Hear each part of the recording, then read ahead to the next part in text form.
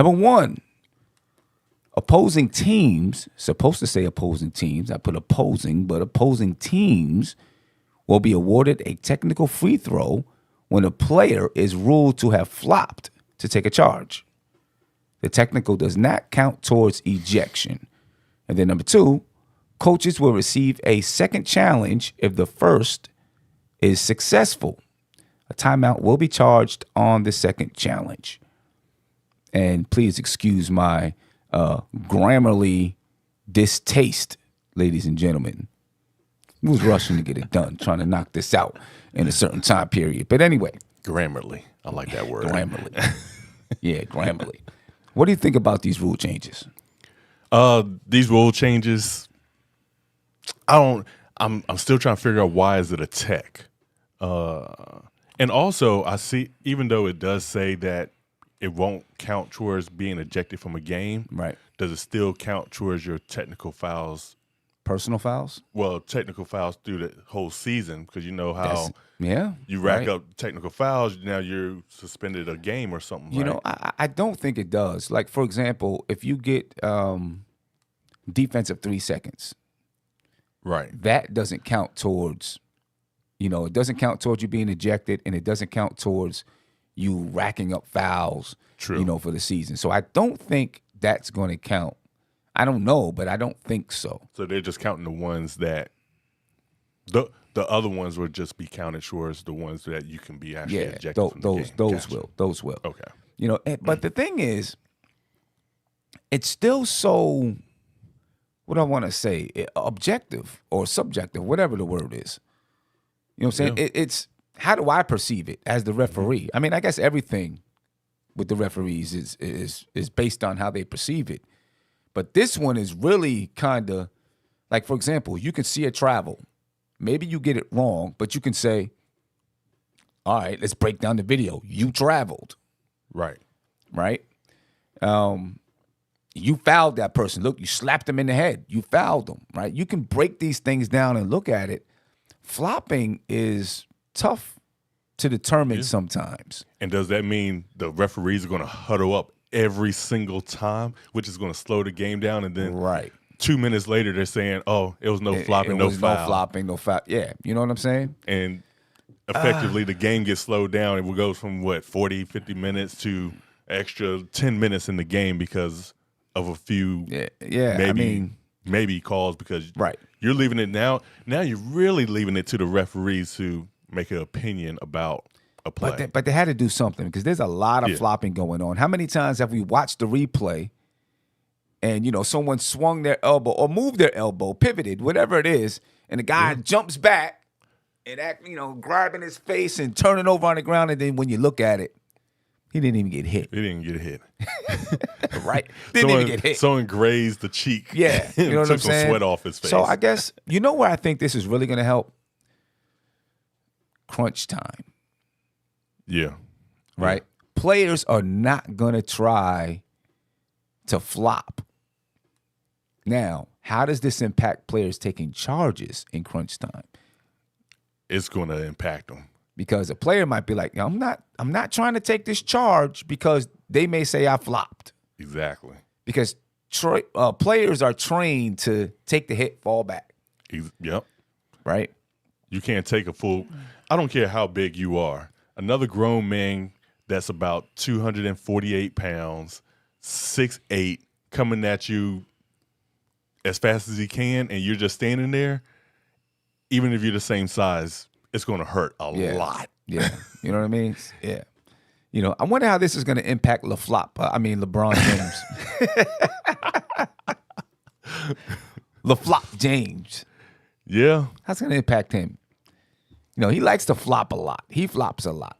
He flops a lot, but I think some of his also are, he's trying to anticipate the hit. Yeah. I think a lot of them are trying to anticipate the hit. But obviously, like the elbow ones that we discussed, they're flopping after the elbow goes up, but not even getting close to getting hit. Yeah. So we'll see. It's going to be interesting. I do think it was needed, though, because a lot of players flop. I hope that they do something about, players, from the 3-point line, they kick their foot out. Well, right? and then the foul goes on the defender, and sometimes, it's like, yo, come on, he kicked his foot out. I guess it's something that the referees have to really look at. Yeah. Not really make a rule about it, but the referees have to look at it more tightly. I think this past season, the referees made it a point to make that call on quite a few players. And I think they warned several players that do it. Yeah. Hey, we're going to call a foul on you. They probably did, but I still felt like it was being called because I would get peed off. It was. Real quick. Like, especially in the playoffs when the Knicks were facing Miami and Jimmy Butler was doing it on a regular basis. And I was like, come on, man, y'all cheating. Right. Miami already plays dirty. You just going to let them do this? So you know what I'm saying? Do you think 3 referees, with all these rule changes, do you think 3 referees are enough on the court? Yeah, definitely. I think, yeah. Because so much going on in a basketball game, especially in the NBA. What I don't want to happen is, like you said, they're reviewing, as soon as, it's called, like, for example, goaltending.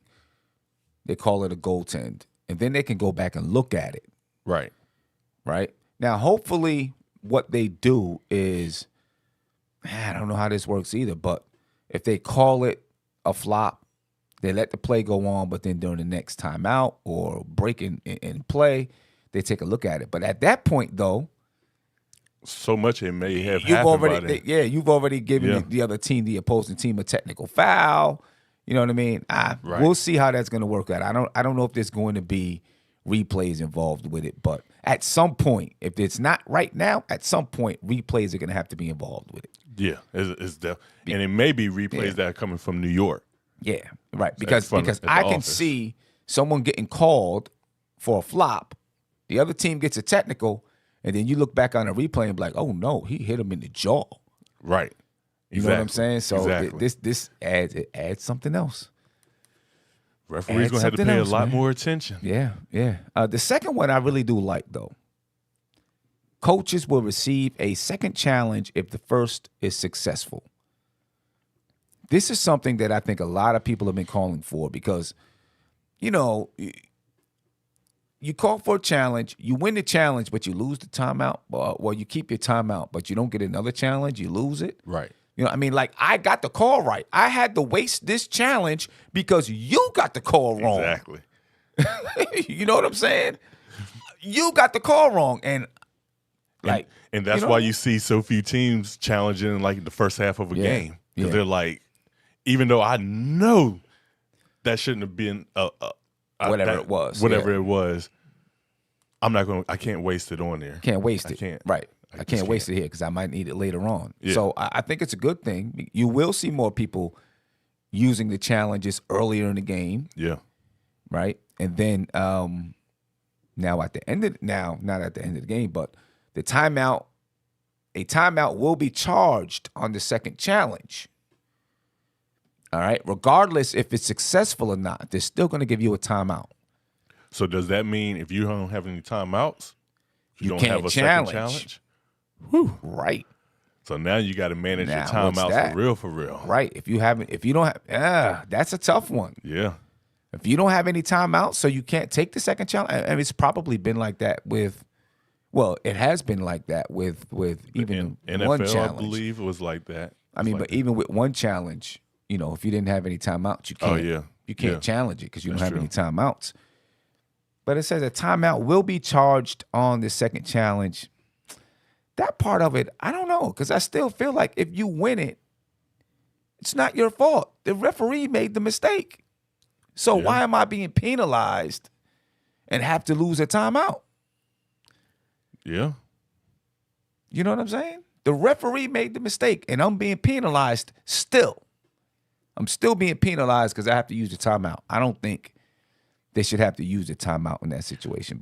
But I guess at least it's for the second challenge. Right. You don't lose it on the first one unless I guess you lose that challenge. Right. You lose. And then also, who's making that call once you challenge? Is it New York or is it the officials on the floor? I don't know. I think it's probably going to be a combination of both. And maybe even, if it's in crunch time, they better have all hands on deck. Yeah. And then you also got to see, they don't allow challenges after a certain amount of time is left on the clock. Yeah. So and let me tell Dell really quick to shut up. Sorry, ladies and gentlemen. Dell has something, Good old on my Dell. computer. Good old There Dell. we go. Good old Dell. Dell. Either put your name where it says your ad here, or stop making noise during our stream. Exactly. Oh. Anyway, man, 2 new rule changes. Ladies and gentlemen, let us know what you think about it. Put it in the comment section. If you haven't subscribed, hit that subscribe button right now. Mike, any last words before I, throw Dell out the window? I didn't knock my water bottle over tonight, so we let Dale take over this one. We had to fix Dale. Yeah. You know what I mean? Yeah, thanks, Dell. We're out of here. Peace. Peace.